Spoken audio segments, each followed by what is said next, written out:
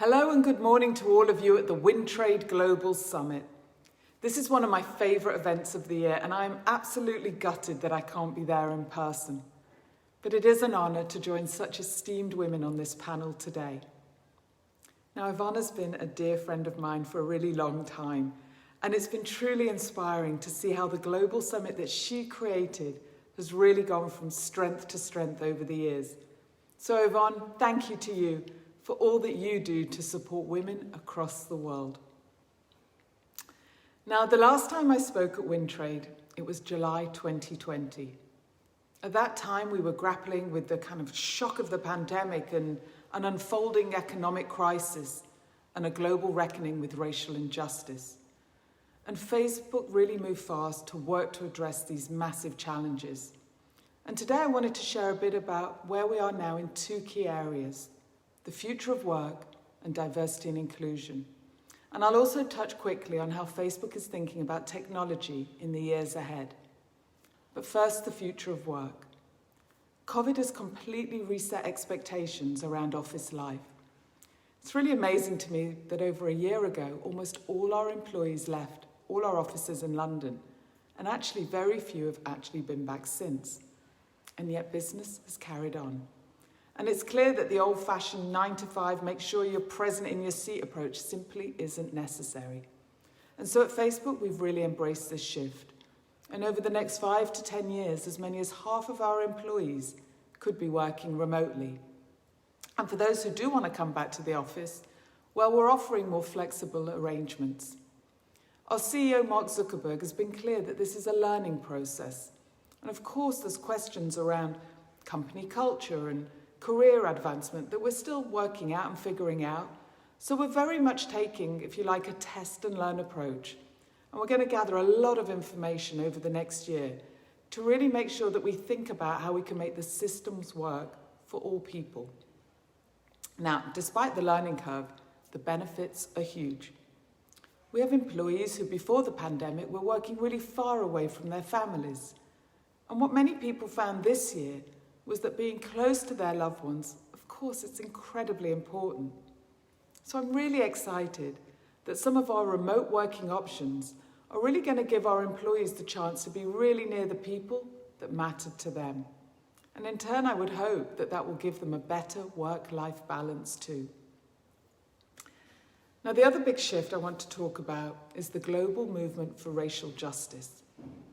Black Lives Matter push racial equality to the top of the agenda. And at Facebook, we take this work incredibly seriously. Last year, we committed $100 million to Black-owned businesses, creators, and nonprofits in the US. And we've launched an internal global learning series to help tens of thousands of our employees fight racial injustice. Now we know that this isn't work that can just be a one-off. It needs to continue in the long term. One of the ways that we're making this happen in the UK is through an ambitious new initiative called Black Representation in Marketing, or BRIM. BRIM's a multi-year collaboration between Facebook, an advisory board of Black leaders, and the Advertising Association, as well as the world's largest advertisers and agencies. And the aim here is to remove barriers to Black talent in the marketing industry. We started by creating a framework of actions that people can take to drive real change across advertising and marketing. And I'm really happy to say that the response that we've had to this has been amazing. But of course, we would love for all of you to get involved as well.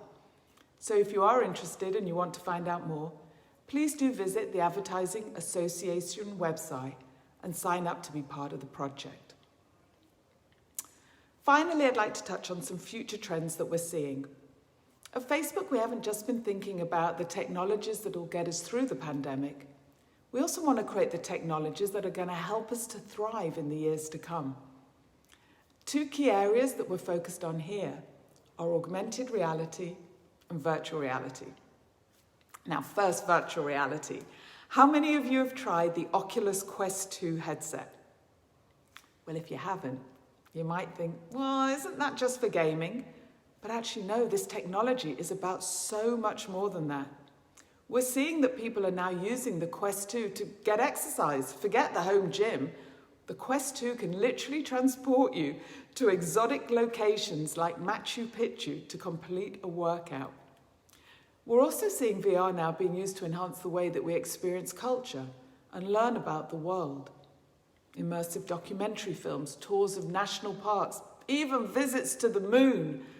All of these things are possible with the Quest 2. Now, experiences that might only have been available to a select few are now able to be open to so many more people. And that's not all. We're also seeing the Quest 2 being used by scientists to do collaborative research from home. Surgeons are using it to practice operations. We're also seeing companies using it for their own offsites and gatherings. And I went just a few weeks ago to a Facebook event in virtual reality. It was a party in Cannes in France, and I attended it from home. But let me tell you, it was amazing. And of course, we're going to see so much more of this in the years to come. Well, that's virtual reality. But we're also placing some really big bets on augmented reality. Because instead of plunging you into a totally different world, AR enhances the world around you. And one of the main ways we at Facebook think this will happen is through augmented reality glasses, which we have in development right now.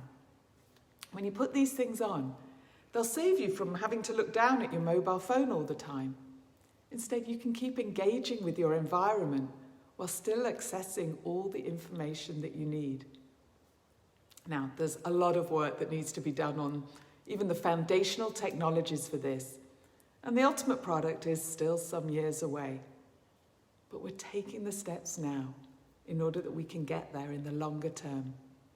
And as part of that, we're actually working with the Italian eyewear maker Luxottica to develop a pair of smart glasses. And these are one step along the way to AR glasses. And we're really excited to be launching the first model later this year. So do keep your eyes out for that.